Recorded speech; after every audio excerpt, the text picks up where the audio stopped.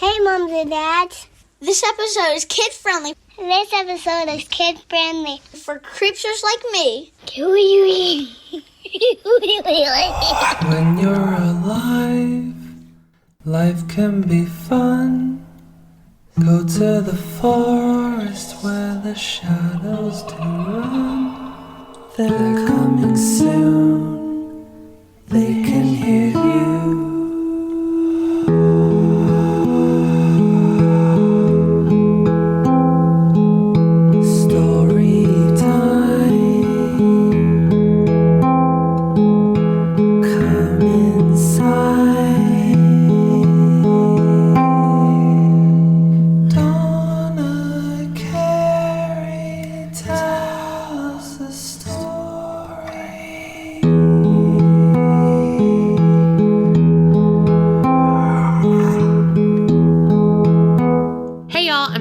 I'm Carrie. And we are Paranormal Chicks. And this is our first kid-friendly episode of the 31 Nights of Halloween. And we are super excited that you and all your little creepsters are here to hear them. Here and here. Here. But these episodes are going to be different because they are just for the kids. So there's not going to be any commentary. There's not going to be any, unfriendly kid words. Because we have no money for the swear jar, so, So kids, sit back, relax, and prepare to get spooked. This story is Classroom 202 out of the Scary Stories for a Fright in the Night book by S.L. Claytor. Every kid in town knew that the second floor of the old two-story school was haunted. We all knew the story of the fire that had destroyed the upper level of the building 40 years earlier, killing Bedmans Miller, a science teacher who taught in classroom 202. There was even a rhyme that had been passed down since the time of the fire. Stay out of classroom 202 or Mr. Miller will get you. If you step beyond the door, you'll disappear forevermore. It was Friday, October 13th, the anniversary of the fire, and a lot of kids were talking about the old urban legend. Melanie, who sat in the lunchroom with her friends, did not believe in ghosts, and she certainly did not believe that the second floor of the old school building was haunted. I wonder why they never rebuilt the second floor. Lori poked at her unappealing lunch. They used the first floor for the school office, but the second floor has been sealed off for 40 years. Don't you find that strange? My dad told me about Mr. Miller, remembering him from his old school days, when he attended school here 40 years ago. He said Mr. Miller had wild black hair and always wore a white lab coat. Everyone said he was a genius scientist, and he was rumored to have been working on some bizarre experiment before the fire. James shared what he knew. Something to do with creating matter. Yeah, I heard that too. Their friend Brad sat down at the table. The principal fired him when he found out he was performing dangerous experiments here at school. I guess Mr. Miller was getting revenge when he burnt the school down, James concluded, and he died in the process. But his body was never found. Brad's brow arched high as he widened his eyes. Spooky, if you ask me. I don't believe any of it, Melanie scoffed. So you'd go up there? You'd look in classroom 202? Brad put her on the spot. If I dared you? No, Lori protested. Don't do it. Over the years, any kid who ever dared go up there was never seen again. That's why it's sealed off, like the rhyme says. Stay out of classroom 202 or Mr. Miller will get you. If you step beyond the door, you'll disappear forevermore. I told you, Lori, I don't believe any of it. Melanie refused to be swayed from her fixed opinion. It's just an urban legend. My dad said the only person to ever go up there and actually return is now in a psych ward. After opening the door to classroom 202, he went crazy and now continually repeats the rhyme. They said he just mumbles it over and over again, James told them. Sorry guys, like I said, I just don't believe any of it. Melanie stood up with her food tray in hand. I'd accept your dare, Brad, if there was a way to get up there, but it's locked up tight. I can get the key. Brad's lips stretched into a cunning grin. The only person in the office right now is Mrs. Beachley, and getting around her is a piece of cake. Okay, Melanie said. If you get the key, you've got a dare. Meet me in front of the old building in 10 minutes. Brad gathered his things and darted away. 10 minutes later, Melanie, James, and Lori found Brad waiting for them by the entrance of the supposedly haunted schoolhouse. I told you getting the key would be a piece of cake. He proudly dangled the key in front of him before handing it to Melanie. But how will I know if you actually open the door to classroom 202? I'll go with you, Melanie, James offered. I'll be your witness. Are you sure? Melanie didn't want to get him into trouble. I want to, he assured her. I want to see what's up there. He pushed open the door leading into the building. Let's go. Be careful sneaking past the office, Brad warned his friends. Mrs. Beachley was sitting at the front counter a few minutes ago. Melanie nodded, and her and James slipped, unseen, past the downstairs office and stealthily maneuvered around the roped-off staircase. Easing up the stairs to the second floor, they came to a locked door at the top of the landing. I sure hope this is the right key. Melanie placed it into the lock and turned it, hearing a click. Without warning, the door swung open, and an icy burst of air struck them with biting force. What was that? James hesitated to step beyond the door. This is creepy. You can't chicken out on me. Melanie grabbed his hand and pulled him through the doorway and into the upstairs hallway. You're my witness. You have to see me open the door. Forging ahead, Melanie pulled James past the first door marked Classroom 200, releasing his hand as they eased along the cold, stuffy hallway. Classroom 201, she whispered as she passed the second door. The next door should be 202. I can't believe I volunteered for this. James, who had yet to pass Classroom 201, had slowed to a halt. This is it. Melanie stopped at the third door. Classroom 202. This is as far as I go. James clung to the wall. I'm not getting any closer. Melanie reached for the doorknob and slowly turned it, pausing mid-turn when she heard a faint, ghostly voice say, Stay out of Classroom 202, or Mr. Miller will get you. If you step beyond the door, you'll disappear forevermore. Melanie looked at James. Did you hear that? James nodded, his eyes wide with fright. This floor is really haunted. Please, Melanie, don't open the door. There has to be a logical explanation, she told him. I bet Brad is up here right now trying to scare us. He's probably getting a good laugh at our expense. I bet he came up the fire escape. She continued to turn the doorknob. But it's not going to work, Brad, because I don't believe in ghosts. With those 5 words, she thrust the door open and stepped into Classroom 202. Melanie, what do you see? James called out, but she did not respond. Melanie? He mustered all his courage, rushed to the door, and peered inside. No! He gripped the edge of the door jamb to keep from being pulled into a spiraling vortex. Classroom 202 was a doorway to another realm of existence. And within the spiraling mass of energy, James saw Melanie being dragged to a desk by a man with wild black hair and wearing a white lab coat. It was Mr. Miller, and he had Melanie. Melanie! James cried out, drawing the attention of several hollow-eyed kids trapped along with Melanie in the classroom beyond the vortex. Petrified, his body fell numb when the ghostly kids, all staring directly at him, began chanting the Classroom 202 rhyme. Stay out of Classroom 202 or Mr. Miller will get you. If you step beyond the door, you'll disappear forevermore. As the vortex started to close, the last thing James saw before letting go of the door jamb and running for his life was a final glimpse of Melanie. He would never forget her hollow eyes and dead stare, a sight that would haunt him for the rest of his life. Downstairs, Lori and Brad intercepted James as he fled the building, eager for an update.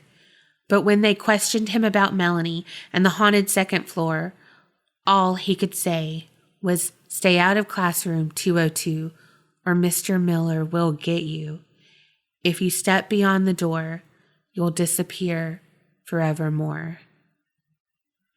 The next one is from a book called Ghost, 13 Haunting Tales to Tell.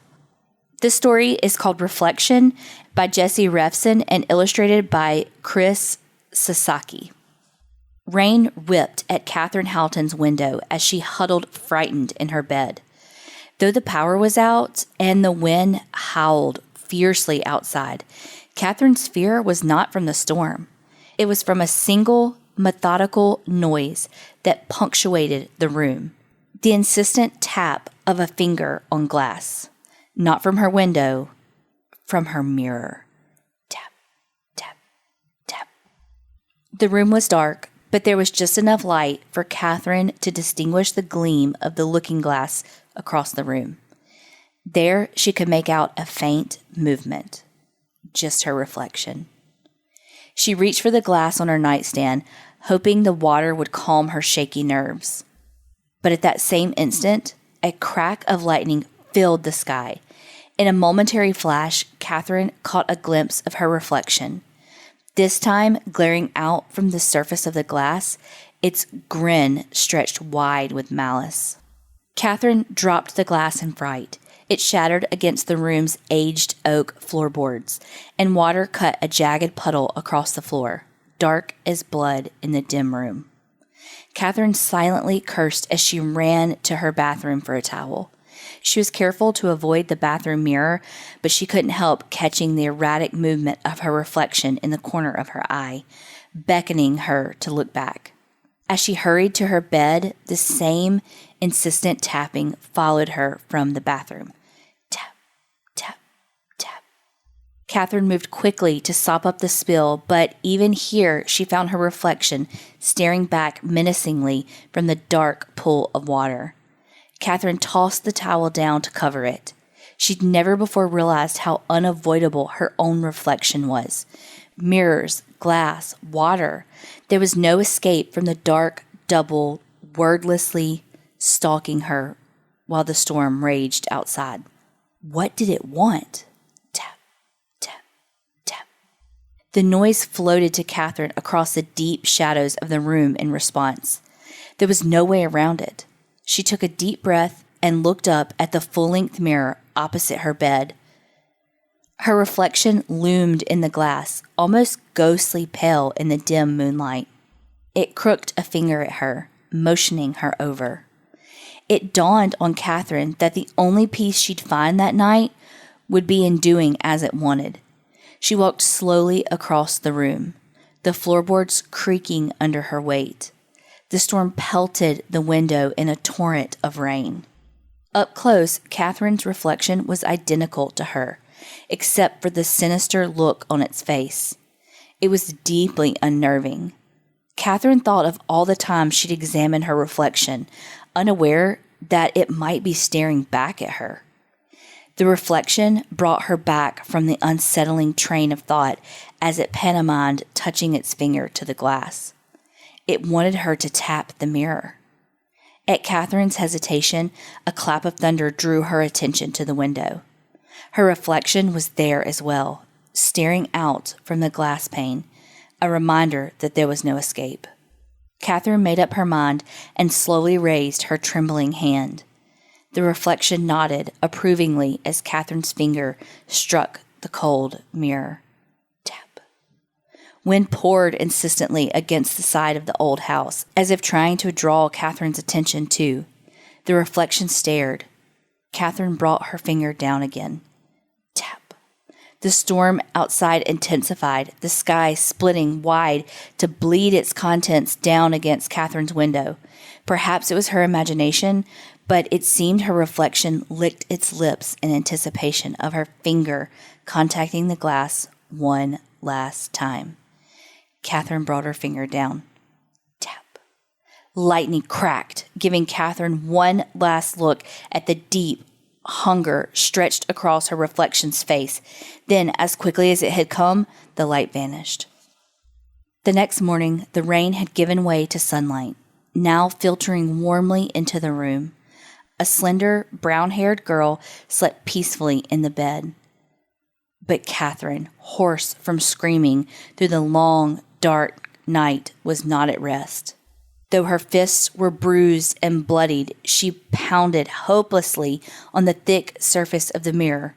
No matter how she tried, she could produce only the slightest noise in the world beyond the glass. Tap, tap, tap.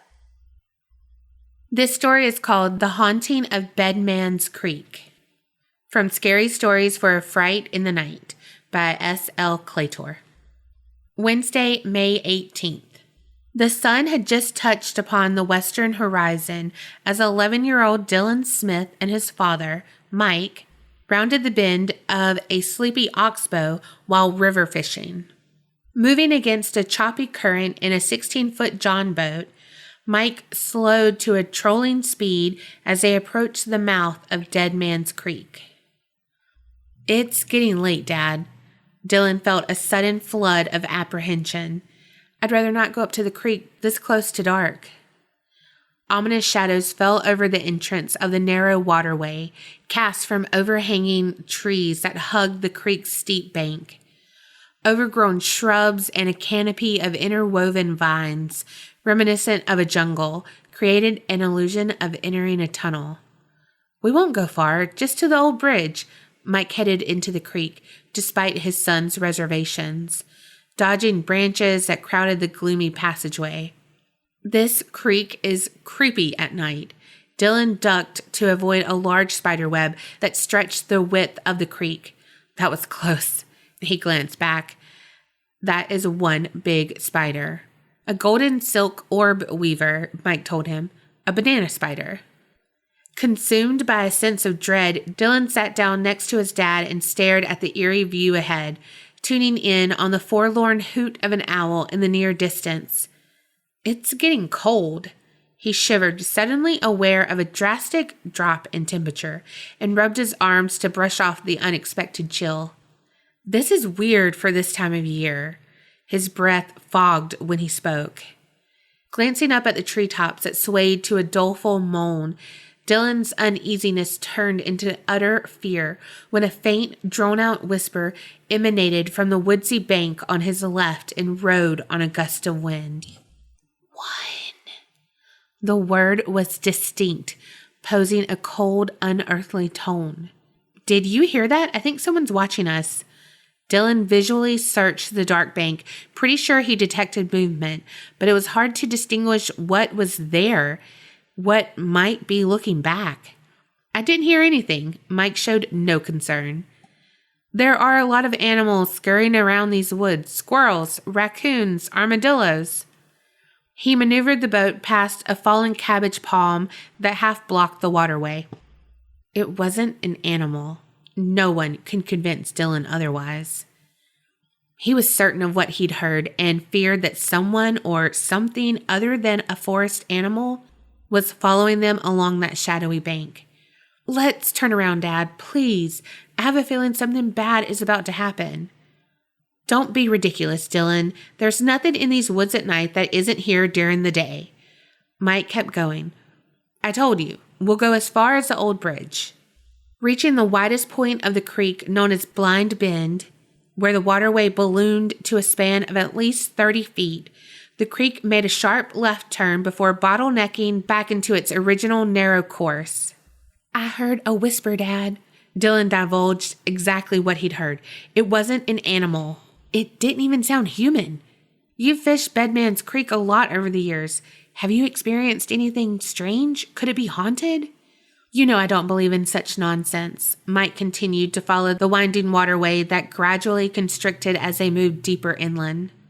"What was that?" Dylan scrambled to his feet, startled by a loud splash near the bank. "Probably an alligator." Mike cut the engine lever to neutral. "I'd say it was a big one." The small boat rocked in the wake of the splash. Maybe. Dylan visually scanned the bank. Wait, someone's over there. Do you see those two people? He caught sight of two dark, featureless figures that appeared to be children, their silhouetted forms barely perceptible. They look like shadow kids. Before Mike could respond, the two figures faded away, disappearing into the dark, shadow-laden surroundings. Dylan then heard a second whisper, only this time there were two disembodied voices riding on a gust of wind. The drawn-out word was faint but clear. Dylan's blood ran cold. You must have heard that. He didn't understand how his father could remain so calm. I heard something, Mike admitted. Probably just the wind blowing through the trees. There's always a logical explanation. It wasn't the wind, Dad. There are strange shadow kids out here with us. First, one of them whispered one, and just now, right after seeing the two figures on the bank, I heard them whisper two. There are no such things as shadow kids, Dylan. Mike returned the drifting boat to idle speed and continued along their serpentine course. Please, Dad, we need to get out of here. Dylan feared a point of no return, afraid that every inch they continued to move along that haunted creek lessened their chances of escaping. At that moment, the silhouetted beings appeared a third time on the bank, next to the remnants of an old dock. The shadow kids are back, and now there's 3 of them, Dylan alerted his dad. 3. The shadow kids' voices simultaneously chimed a third, drawn-out whisper that caused Dylan to shudder with fear. Mike glanced toward the bank. The wind is really howling, making some strange sounds. That was not the wind. It's the shadow kids, and this time they said 3. You're making me jumpy with all of this nonsense, Mike continued along their course. Why won't you believe me? They're following us along the bank right now. Look, Dad, can't you see them? Dylan pointed. Please tell me you see them. Stop it, Dylan. What you're seeing is nothing more than a play of light and shadows. You're seeing things that aren't there. Mike kept his eyes peeled on the course ahead. We're just about at the bridge. We'll do a little fishing and then we'll head back. Dylan watched in paralyzing fear as the 3 shadow kids continued to follow along the bank, his heart pounding harder and faster as Mike steered the boat towards an old wooden bridge. Well, we made it. Toss me that rope and I'll tie the boat off. Mike pointed toward the bow. He shut off the boat motor and waited while the swift-moving current carried them beneath the structure. Upon exiting the opposite side of the bridge, he quickly lassoed a cross support and secured the boat in place. They're watching us, Dad. Dylan broke his momentary silence. Right there. He pointed toward the bank. They want something. We're not going to get any fishing done until I prove to you that there's nothing over there. Mike reached into the storage compartment and pulled out a spotlight, shining its bright beam of light onto the bank. He immediately drew in a quick breath. What are those things? He stammered in disbelief. I'm sorry, Dylan. I should have believed you. I see them now. We need to get out of here, and fast. Dylan stressed the urgency. If it's not already too late. Mike quickly untied the boat and started the motor. I don't know what those things are, but we're not sticking around a minute longer to find out. Hold on tight. We're getting out of here. Speeding away, Dylan's blood turned icy cold when a 4th shadow kid suddenly materialized on the top of the bridge and glared down at them with glowing red eyes. Hurry, Dad! Dylan yelled, overcome by the worst fear he had ever experienced when the menacing figure roared the word 4 and bolted from the bridge, joining the other 3 shadow kids in pursuit along the bank. They're chasing us. There's 4 of them now. It didn't take long to reach the remnants of the old dock, where once again a menacing whisper echoed from the bank. 3. The ominous word rang louder and deeper than before. The hair on the back of Dylan's neck stood on end. They're getting closer. Mike expertly maneuvered the boat along the narrow, twisting course at a remarkable speed, but the shadow kids continued to close in on them in aggressive pursuit. 2. A second ghastly whisper drifted from the woodsy bank as they neared Blind Bend. "Hurry, Dad!" Dylan watched in terror as the shadow kids shape-shifted from human-like forms to monster-like forms. "They're catching up with us, and they're definitely not human." He kept his eyes peeled on what were no longer shadow kids, but shadow creatures. Mike struggled to maintain speed and control against a fierce and sudden squall. This windstorm came out of nowhere. "They're trying to stop us. Just keep going, Dad. Whatever you do, don't stop." Barely staying ahead of their nightmarish pursuers, Mike had just dodged the fallen cabbage palm that half blocked the waterway when a third whisper echoed on a howling gust of wind. 1. The ghastly whisper was the deepest and most fearsome by far. Dylan watched in horror as the creatures grew closer and closer until practically parallel with the boat. "We're not gonna make it." His gaze locked on the red-eyed shadow creature, fearing a terrible, inescapable fate. "We're almost there." Mike made a mad dash for the mouth of the creek, fighting against the ever-strengthening windstorm. "We're not gonna make it." Dylan feared that the small boat might overturn at any moment.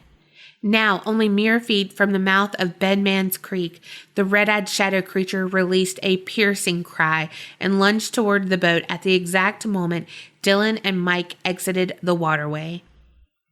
"No!" Dylan yelled and dove to the floor, thinking this was to be a grisly end for him and his dad.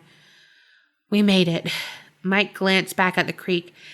That thing just exploded into a cloud of black mist, like it struck some invisible barrier. "The shadow creatures, they're gone?" Dylan got off the floor just in time to spot an oncoming boat. "Look out, Dad!" Mike immediately cut the engine down to idle speed, watching as a bass boat approached, driven by a man dressed in red and black flannel. As the boat drew nearer, Dylan saw that a second person was on board, trolling from the stern, a blonde-headed boy around his own age of 11, wearing a Nike jacket and a cap. "Hello," the man waved as they slowly passed by. "Did you have any luck in the creek? Are the fish biting?" "Stay out of Bedmans Creek," Mike warned the stranger. "We barely just escaped some kind of shadow creatures. I know it sounds crazy, but it's true." The man laughed. "Good joke, trying to keep the good fishing spots to yourself, huh?" "It's no joke," Mike called out to the man. "Trust me, there really are shadow creatures in that creek." The man laughed again. "You better come up with a better story than shadow creatures if you want to scare people away from the good spots." "No, it's the truth," Mike tried to convince the man, who continued idling toward the mouth of the creek. "Stay out of Bedmans Creek. If you go in there, you will regret it." He yelled out one final warning. Dylan could hear the man and the boy laughing as they entered the mouth of the creek. "You did warn them, Dad." "Yeah," Mike sighed. "They were warned." He looked at Dylan. "They're on their own. We're going home." He shifted their engine into high gear and sped away. As they rode, Dylan wondered what the shadow creatures actually were and why they were haunting Bedmans Creek. It was a dark mystery he knew he would probably never solve, because he had no intention of ever entering the mouth of Bedmans Creek again, day or night, never again. The next afternoon, Dylan and his parents were having dinner at the dining room table, watching the local news on a TV that was viewable from the family room. "Dad?" Dylan suddenly dropped his fork. "Do you hear that news report? They're talking about 2 people missing since last night. A man and a boy whose last known location was to fish in the river in a bass boat." Mike stared at the TV, listening as the reporter continued her story and gave a description of the missing man and boy. Eugene Millard was last seen wearing a red and black flannel shirt. His son, Matthew, age 11, was wearing a Nike jacket and cap.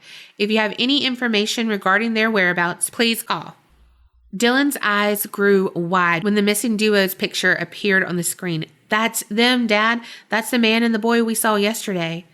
"It sure is," Mike confirmed in low spirits. "They should have listened."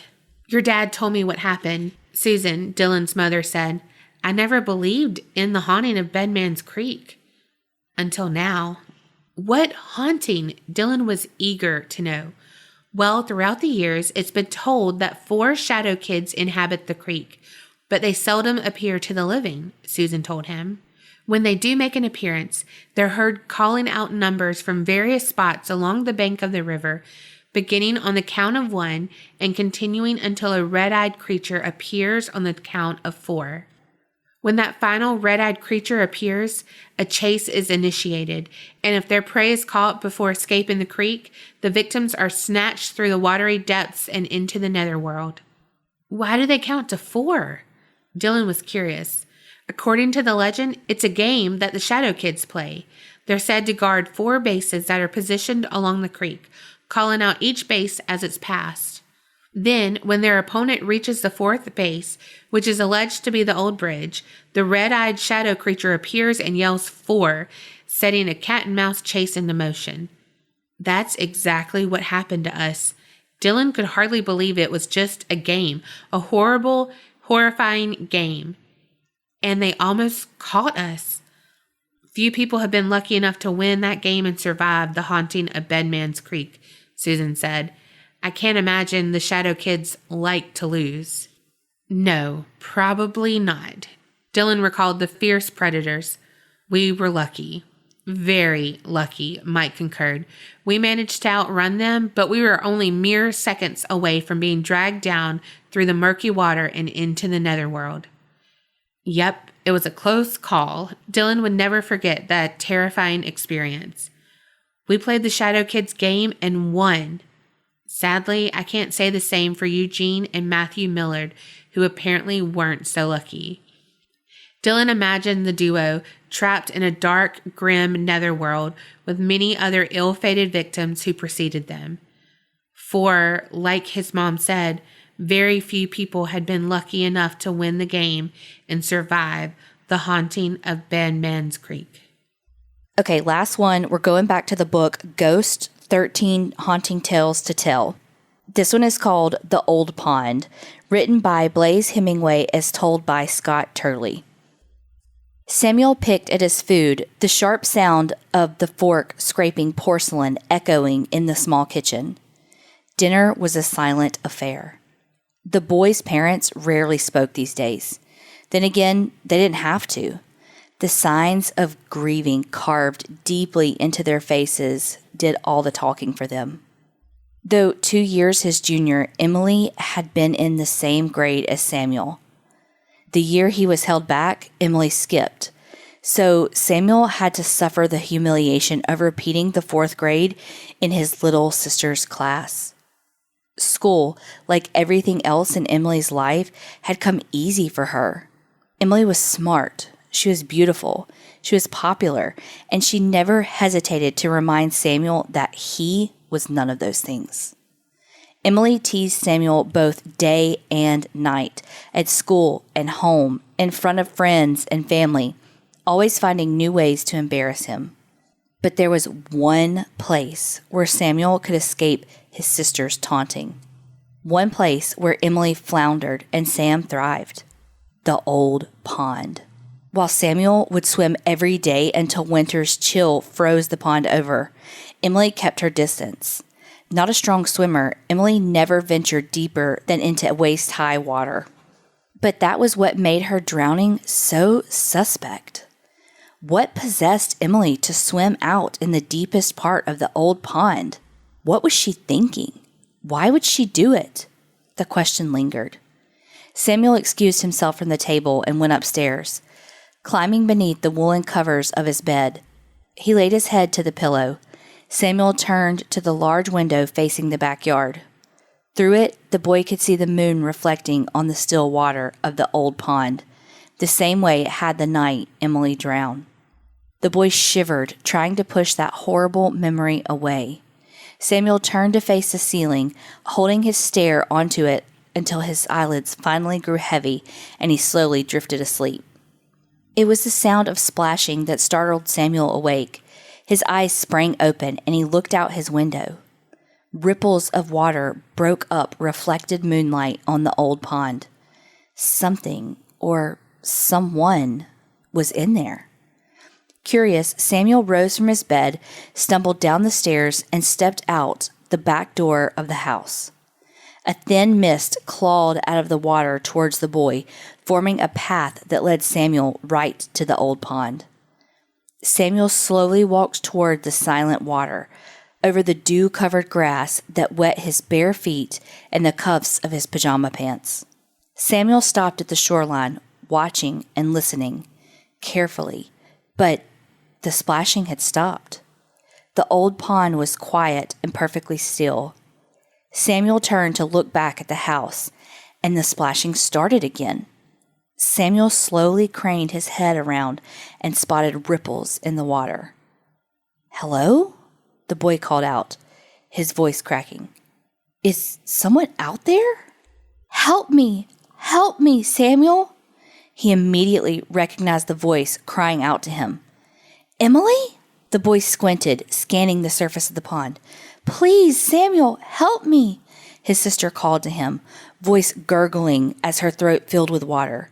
Samuel looked far out to the center of the pond where he could faintly see his sister bobbing up and down, flailing and grasping desperately at the surface of water. Instinct took over. Samuel dove into the pond, swimming as quickly as his arms could carry him, stealing glimpses at his struggling sister, making certain she was still there. "I've got you! I've got you!" Samuel wrapped his arms around Emily as she coughed up pond water and gasped. She was shaken, but alive. Tears rolled down Samuel's face as he gripped tightly to his little sister. "Everything's going to be okay, Emily. Everything's okay," said the boy with relief. Samuel started to swim for shore, towing Emily behind him. With every stroke, the guilt the boy carried for months began to dissipate. He had been the one to dare Emily to swim to the middle of the pond. He only wanted to see Emily struggle at something the same way he had struggled with so many other things in his life. Samuel never anticipated that she would drown, but now he was given a second chance. He continued to swim, but his strokes became slower and slower. Samuel's muscles ached. His breathing was strained. Despite his best efforts, he didn't seem to be moving. He was stuck in the dead center of the old pond. Samuel turned to see if he and Emily were caught on something. It was only then that he actually looked at his sister's face, now fully illuminated by the light of the moon. Emily's skin was pale, almost translucent. Raised black veins traced her face and neck. Her eyes were black and lifeless. "Emily!" Emily's mouth curled into a maleficent grin, revealing 2 rows of long, pointed teeth. With a violent jerk, Samuel was plunged below the water, pulled with the force that he had no chance of resisting. He screamed and flailed, fighting against it with all his might, desperately trying to make his way back to the surface, but he could not.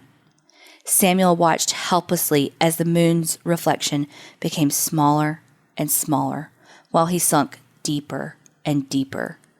Finally, the moon disappeared from his sight completely.